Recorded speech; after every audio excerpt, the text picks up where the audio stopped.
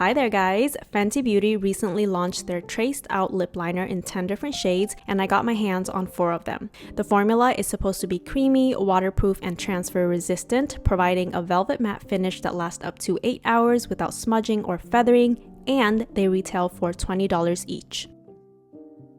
So the first shade is called Rubbabandz. It's a warm tan color, so right upon applying, the liner felt like it had just the right amount of creaminess for my liking.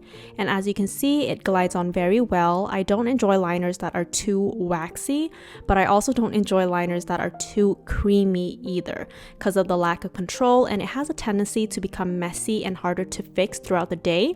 Once I've applied the liner, I like to lightly blend the liner out to prevent it from looking too harsh. So this is the liner without anything else on, and I really enjoy this shade. A clear gloss would work perfectly fine if you like it as is, but I am going to top it off with the e.l.f. Pout Clout Lip Pen in the shade Bust a Mauve. It's a brown color with a hint of mauve to bring back some of that warmth onto my lips. And in my opinion, this is a stunning combo. Moving on to the next shade, which is called Pnut Butta.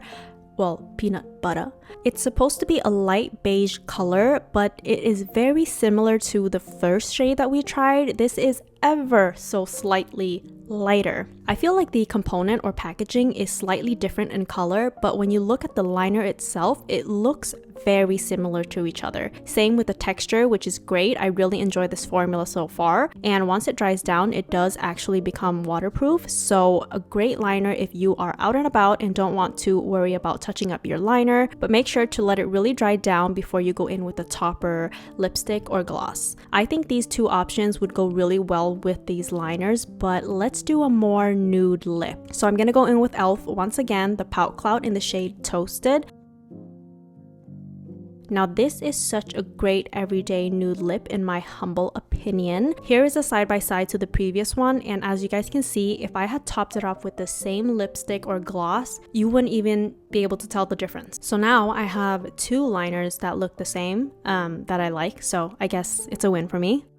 Okay, so now we are moving on to the shade RiRi, which is a rose mauve. The texture on this is even creamier, as you can tell by my reaction. And as you guys can see, I am applying the lightest pressure and it's very pigmented. A tad too creamy for my liking, but the good thing is that it dries down. So just be gentle upon application or you might make a little mess. Once it dried down, the blending felt just like the other previous shades, so that was nice. This one, I think I'm gonna top it off with the Universal Gloss Bomb in the shade RiRi as well, so this should be a perfect match. And yes ma'am, this was perfection. I don't really enjoy bright, rich pink colors on my lips. It's just a preference thing. So mauve is kind of like my go-to when I want to add a little bit of that pink into my routine without feeling like it's too much. This is such a beautiful color. I love it. Love it, love, love it. Now to the showstopper, the shade MVP. I already know I'm gonna love this shade because I have a lipstick in this shade, so I am very happy that there is a perfect liner for it now. It feels like a full circle moment, and this is so gorgeous. I mean, look at that. It is so pigmented, making such a statement, and I would say the texture is more similar to the RiRi shade. It is very creamy, but so stunning, so I am gonna take my time on this. No rush here, and just look at that. Since I had a glossy finish with the others, I think I'm gonna go in with a gloss now as well, and I am gonna use the e.l.f. Jelly Pop. It is so affordable, it smells like candy, and it has super cute shimmers that is reflective but not too obnoxiously glittery. This is so pretty, but I can't help myself. I have to have one last go. I have to show you how it looks like with the Velvet Fenty lipstick in the same shade. For this look, I'm also rounding my Cupid's bow to give it more of a pouty effect. Now you can't get away with overlining your lips because this is going to be a matte finish. So just taking my time, enjoying the color, and I mean, look at that. It is, oh, it's just a perfect red in my opinion, and I am completely obsessed with this color. I wish I could wear it every day without feeling like it's too much.